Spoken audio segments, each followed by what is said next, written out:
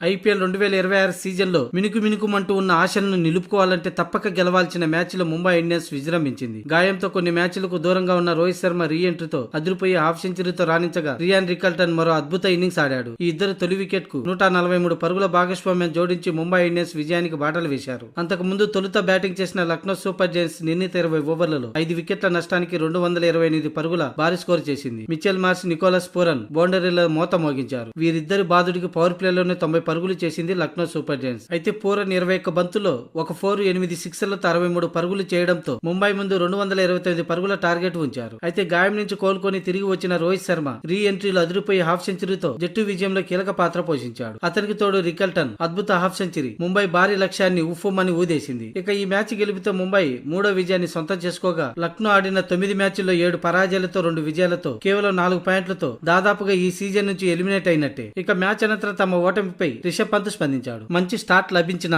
Lower order లో batting వైఫల్యం తమ విజయ అవకాశాన్ని దెబ్బతీసిందని అన్నాడు. మేము మరో 10 నుంచి 15 పరుగులు చేసి ఉంటే ఫలితం మరోలా ఉండేదని అన్నాడు. పూరన్ మార్స్ క్రీజ్ లో ఉన్నంత సేపు 250కి దాటుతుందనుకున్నా, కానీ ఆ 2 వికెట్లు పడ్డాక మిడిల్ ఆర్డర్ లో పరుగులు రాబట్టడం కష్టంగా మారింది. ఈ క్రమంలోనే ముంబై బౌలర్లు అద్భుతంగా బౌలింగ్ చేశారని కొనియాడాడు. బ్యాటింగ్ లో మంచి ఆరంభం దక్కినా అనుకున్నంత భారీ స్కోర్ చేయలేకపోయాం, కానీ ముంబై బౌలర్లు అద్భుతంగా పుంజుకొని మమ్మల్ని కట్టడి చేశారు. ముఖ్యంగా రోహిత్ భాయ్ తన అనుభవాన్ని మరో ఓపెనర్ తో పంచుకోవడంతో మేము తొలి వికెట్ సాధించడానికి చాలా కష్టపడ్డాం. పవర్ ప్లేలను 1-2 వికెట్లు తీసుకుంటే ఫలితం మరోలా ఉండేదని, అయితే ప్రతిసారి తమ బౌలర్లను నిందించలేం, కాబట్టి ఈ ఓటమికి వారిని నేను బాధ్యులను చేయను. కాకపోతే మా జట్టుకు కొంచెం అదృష్టం కావాలి. నేను చెప్పగలిగింది ఇదే అంటూ రిషబ్ పంత్ చెప్పుకొచ్చాడు.